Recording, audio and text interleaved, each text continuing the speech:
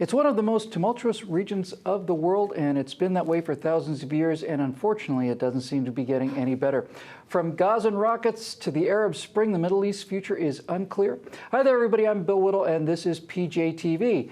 This is part one of a four-part special discussion series about the future of the Middle East. And to get a more in-depth look at what's in store for this explosive region, we have some absolutely great panelists with me here today. First of all, she's a best-selling author, the host of the Tammy Bruce radio program at TammyBruce.com, and a regular on PJTV's Rundown. Ladies and gentlemen, it's Tammy Bruce. Hey there. And sitting right next to her, of course, is the executive director of the Ayn Rand Institute and a former first sergeant in the Israeli Military Intelligence Division. His columns have appeared in Forbes, The Wall Street Journal, and USA Today. It's Dr. Yaron Brook. Dr. Brook, good to see you. And unfortunately, sitting beside me here is an award-winning novelist who's extremely popular. Klavan on the Culture about Israel and Palestine, called The One State Solution, is available at the PJTV store. I know him as my co-host on the Klavan Whittle Show. It's Andrew Klavan, ladies and gentlemen. I keep waiting for the applause, but the applause is thundering out in internet land that we don't get to hear. Well, guys, in this segment, we're going to discuss Israel, which, of course, is one of America's strongest allies, its outlook in the region, and which, of course, is pretty hostile at this point, kind of surrounded by enemies. So why don't we start here? We recently had an incursion, as once again, another incursion into the Gaza Strip to stop these rockets being fired at Israel. There's apparently a peace, not a peace agreement, I suppose more like a ceasefire agreement between Israel and Hamas. Yaron, let's start with you. You live there. My perspective is that these constant peace agreements do nothing but simply prolong the brutal reality of the fact that something there is going to have to change. Well, there's no question. Anytime you compromise with evil, you lose. Every time Israel negotiates with Hamas, has a ceasefire with Hamas, it loses. I think it lost the most recent incursion. I think it lost with Hezbollah in the past. You can't negotiate with people committed to killing you. The only alternative is to destroy them. You have to bring Hamas to its knees. You have to destroy the regime there. And you have to do whatever's necessary in order to achieve that. And that's unpopular in the world. But long-term, Israel's survival depends on it. Tammy, Israel's unpopular in the world right now. I mean, they're not going to suddenly win popularity contests. They've been demonized in the way that the left demonizes people by making the underdog somehow the automatic moral superior, regardless of what their positions are on beheadings or women in sacks or stringing up homosexuals or that kind of thing. Automatically, the guy with the rock is the winner, the guy with the tank's the bad guy.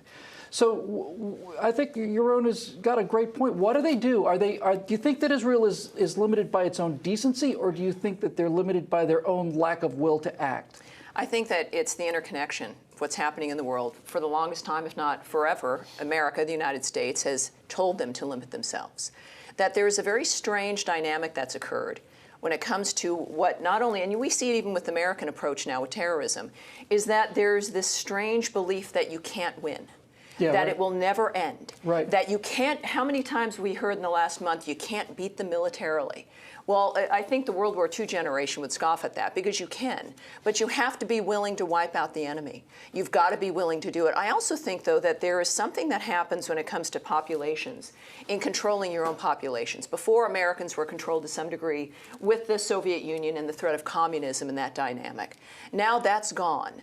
And now we have a framework of where you can, pass new laws, you can have more controls over populations by noting, well, look at the enemy, it's right there at our border. I'm not suggesting that's what Israel is doing, but really it ends up being death by 1,000 cuts. That you push them back, you just limit it enough, but it becomes this perpetual, horrible problem. There is, unfortunately, I think, going to be a point where no one's going to have a choice, where it is going to be a war, where it's going to have to end. And frankly, look, we didn't have to wipe out the Japanese or the Germans or the Italians. But what you do, defeat them. You have to bring them to their knees. You have to bring them to their knees. Them. You have to truly defeat them, and culturally and otherwise. And that's what we did, and that's the only solution here. But you see, I think the challenge is this. Why is it that we're so weak in the West? That's the real question. That's where I was going. Right? Why is it that America can't win a war? Why is it that Israel can't do what is necessary for its own defense? You're right. They're unpopular anyway. And I think this is much more fundamental. I think it's the ideas that have shifted in the West over the last 50, 60 years, ideas about what it means to assert oneself, whether one has a right. You see that with multiculturalism. Mm-hmm. How can I bring another country to its knees when we're all the same? There's no difference between cultures. There's no difference between Israelis and the Palestinians. It's just an issue of circumstances.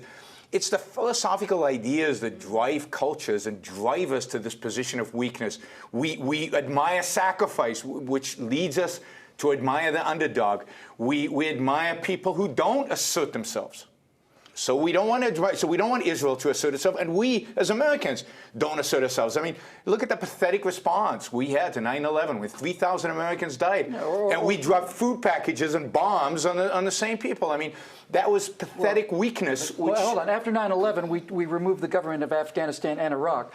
The difference here is, I think, look, I don't think anybody can really argue that Israel is our ally because Israel is a small outpost of Western civilization in the Middle East. This is what I find so disturbing. What I find so disturbing about that last incursion was not what the Israelis did, it's what our press did and what so much of America did. How did the world turn so far upside down that we sit around ticking off the casualties in what is a war of survival and sort of blaming Israel when the score goes over a certain point? That's what the New York Times was doing. They were saying, well, here are the casualties of innocent bystanders who, of course, Hamas is placing purposely to get them killed because they know it sways that kind of opinion. But how did we get to this point? I don't think America. See, America is different because America doesn't have to win wars. America is so powerful; it just has to disrupt its enemies. That's all it really has to do. Israel has to win. They have to win to survive, or at least keep an aura of protection around them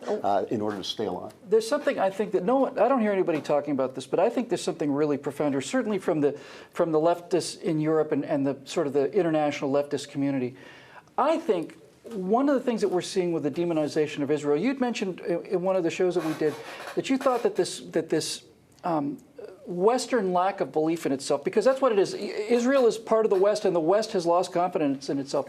And I think you said it was actually the Nazi atrocities that fundamentally undercut this idea of Western civilization. So what I'm actually wondering is this. I have felt for quite a long time that by turning Israel into the Nazis, what the left is really doing and what Western Europeans are really doing is they're sort of relieving themselves of this ongoing guilt for what they did. In other words, if they're really murderers and Nazis, the Israelis, well, then what we did to them maybe wasn't quite as bad as they were if they were just an innocent people. But that doesn't explain the fact that Americans participate in this. We're counting the casualties. And with all due respect, yes, America doesn't have to win wars, but it would be better if we did. It would be nice occasionally. So the fact that, and it would be better if we did it once so thoroughly that we wouldn't have to go to the same place over and over again. So that there is a bigger problem here that is not unique to Jews and not unique to the Nazi experience. And it has to do with the fact that the West feels that it can't impose itself in any way, that it can't fight. We've elevated civilian casualties to some moral plane that is unthinkable, that basically guarantees that we will always not win the war. Yeah. We might not lose it, but we won't win that's it. Right. And Israel is part of this. Look, internally in Israel, they were counting civilian casualties in Hamas. It wasn't that this is somehow and because Israel is a part of the West, Israel suffers from the same philosophical undermining that is occurring everywhere else in the West. Let me suggest the one new element, of course, since World War II is the United Nations. Well, let's talk about that. The international message from the UN, which has had to be pushed back constantly, is that Israel's the problem. And we've had to push back. John Bolton at one point ended the anti-Zionist resolution that was moving through the UN, as Netanyahu said in his speech, that the Human Rights Council there is turned into the Terrorist Council, that you've got this absurdity unfolding that sends a message and allows these small terrorist nations to band together to have this sense of this is what is correct, this is what the United Nations wants in the world, and that Israel's the problem. But this, of course, we know is not new. Jew hatred has been a part of civilization from the beginning, and this is not new. Okay, so let's go to that. But it was the United Nations. One of their first acts of the United Nations was to consult essentially the entire world for the creation of this Jewish state. The entire but that was right after World War II. But that just goes to show how much the United Nations has changed. No, the United Nations hasn't changed. Look, the United Nations was a corrupt institution from the beginning, and I think its establishment is one of the early signs of the decay of the West. The United Nations placed Stalin and Eisenhower at the same table. Mao Zedong, by the way, killed 60 million people through starvation, right? At the same table, moral equivalency of those three guys. Excellent point. immediately says the United Nations is one of the most immoral, illegitimate institutions in human history. And it's very founding. The idea of this egalitarian notion that all countries are equal is the beginning of this multiculturalism trend. That's right. And that's what we're seeing today in the world today. So the United Nations was originally intended to raise every nation up to the standards of Western democracies, and all it's done is pull Western democracies down to the standards of living. You wouldn't put Stalin there if that was its intention. My argument is it was never intended to do that. So one of the things that you often hear among people who have very limited historical background and moral depth, I might add, is this idea, well, you know, the problem is that Israel's in Israel. Why not give the Jews a homeland someplace else? The Stalin, as you were saying, was talking about there's going to be a Crimea in California for the Jews in the 30s and 40s. And a lot of people are saying if you just get the Jewish nation out of Jerusalem and move them into Iowa or Switzerland or Madagascar, where apparently Hitler presumably wanted to ship them all before he killed them all, would somebody please address the absurdity of the fact that the Jewish nation, which has been in that territory for 5,000–6,000 years, somehow does not have legitimacy to a claim compared to a religion that's 600 or 700 years old? I think we should go back just for a minute to what Tammy said and to what you said about Jew hatred, because Jew hatred is a theme especially in Western history for at least 2,000 years and longer, and it is a shadow of Western thought. It is something that infested Western thought through the idea of theocide, and it forms this kind of dark other. Yeah, it's the great unspoken, isn't it? Yeah, it's a great. And it keeps coming back. And the idea that people, and at the New York Times, people of intelligence, people of sophistication could allow this to become their language once again so soon and after American this Holocaust. Jews, liberal American Jews. And liberal American Jews, of course. That's always where that's it starts. the New York Times. And I think that the idea of that is repellent and horrifying. And if there was no other reason to defend Israel, if it were not the only democracy in the West, in the Middle East, if it were not the only civilized country among all these savages, that would still be a reason. We have to defend them, if only to become who we should become. Well, let's talk about that domestic aspect of the state of Israel and Israel's existence, because it's not a fiction, it's not an invention, that American Jews vote for the policies that virtually guarantee the extinction of the Israeli state. And it's the American Christian conservatives, really, who are their best friends in terms of the politics of making sure that Israel stays alive, at least as far as its big backup in the United States goes. So I know this is a question that has befuddled so many of our viewers. I'd like to get your takes, each one of your takes, on why is it that American Jews seem so incapable of understanding what the left that they keep voting for is going to do to this Jewish homeland? Well, this is the bigger question of why are Jews so leftist, right? Because why are Jews just committed to the liberal cause that undermines their own success, right, under capitalism? Jews have benefited from capitalism enormously, maybe more than any other small ethnic group, right? And yet they undercut that. There's something about Jews worldwide that's self-hating.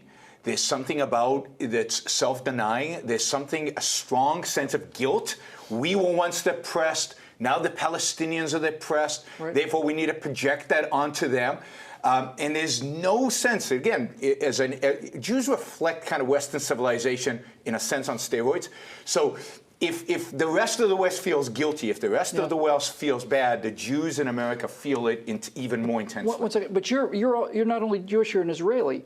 How do the Israelis view American Jews in this what seems to be a suicidal voting pattern for the people who are in that little tiny country surrounded by 1 billion enemies? You know, but many Israelis are big fans of Obama. Remember, Israel is not this radically right-wing, pro-self-defense place. Israel is very European philosophically. It's absorbed many of the ideas from Europe. All the kids growing up with me read Sartre and Camus. They're very existentialist.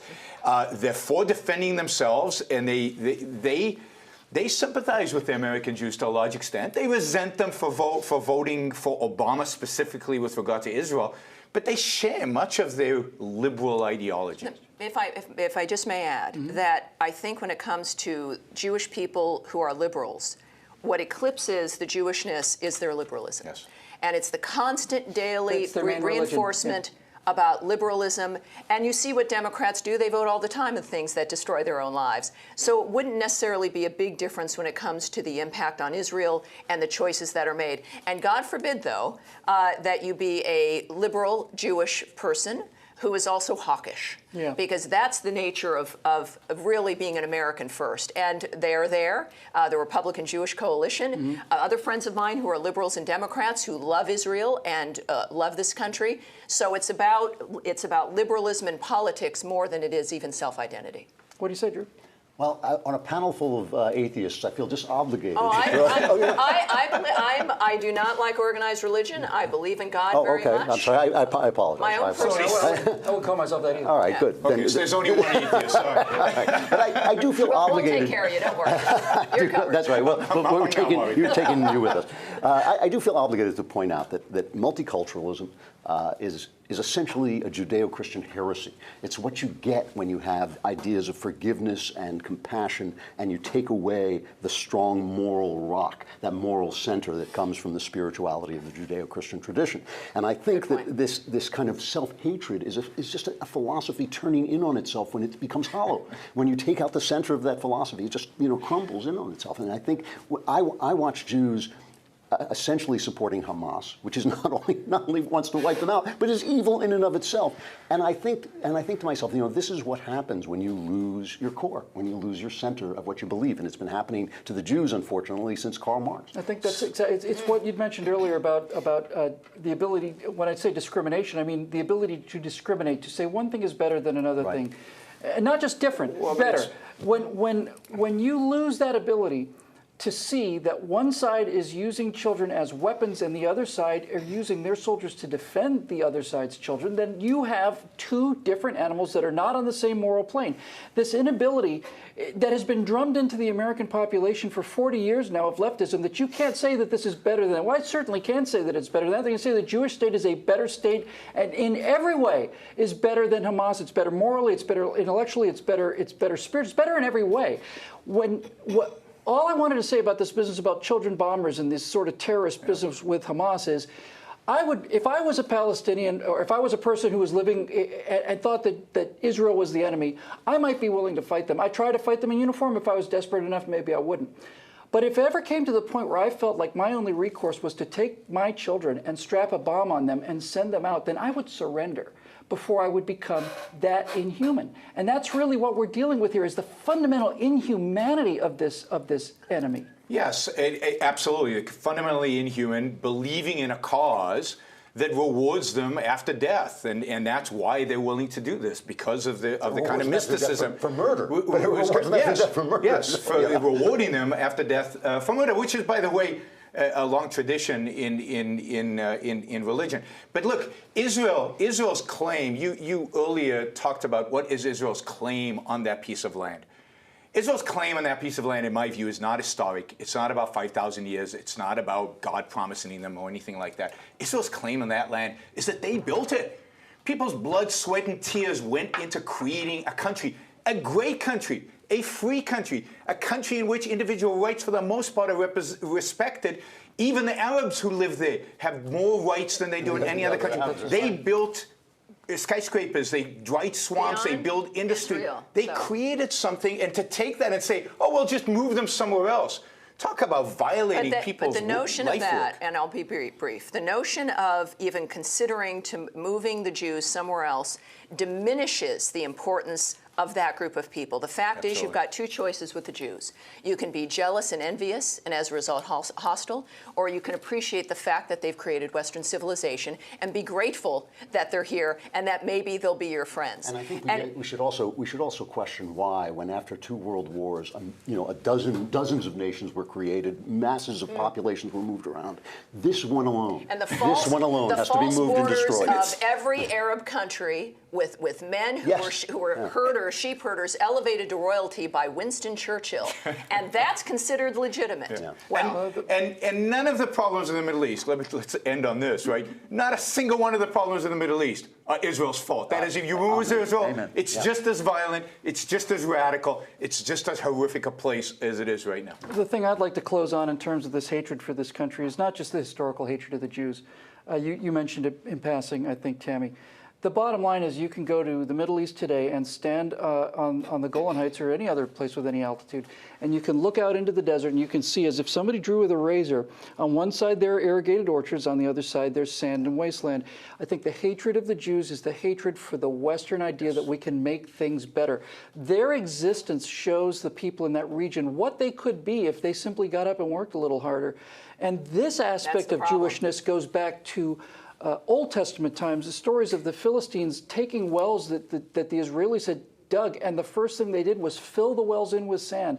This business of smashing greenhouses that would provide, they'd just taken possession of them. The work that you'd mentioned earlier, Yaron, that was done by the sweat of Israelis has provided them with greenhouses in which figs and dates and everything were being grown. First thing they did was smash them to glass because of that sense of self-hatred, and I think that sense of intolerance of the idea that there was a group of people there that thought that they could make life better. That's all we have time for in our first segment today, but please be sure to join us for part 2 when we're going to discuss the possibility of Iran getting a nuclear weapon and what that'll mean for the rest of the world. Thank you, gentlemen, ladies, for joining us today. You can always follow Andrew Klavan on Twitter at Andrew Klavan and watch our show together, Klavan and Whittle. Half of it's actually pretty good, believe it or not. The other half's kind of filler that we just put in just to stretch it out a little bit. It's right here on PJTV. Which half? Yeah. Well, that's what the show's about, actually. You can always read Tammy Bruce's columns at the Washington Times and go to her website, which is tammybruce.com, for her radio show and other updates. And, of course, you can always go to the AynRand.org for more info on your own Brooke, Dr. Brooke. And also you can find out more about the incredible Ayn Rand Institute. Needless to say, of course, you can see me here on Trifecta Hot Seat and look for my afterburners. All of them are right here on PJTV. I'm Bill Whittle. For everyone else, thanks very much for watching this important PJTV special discussion series, and we'll see you for part 2.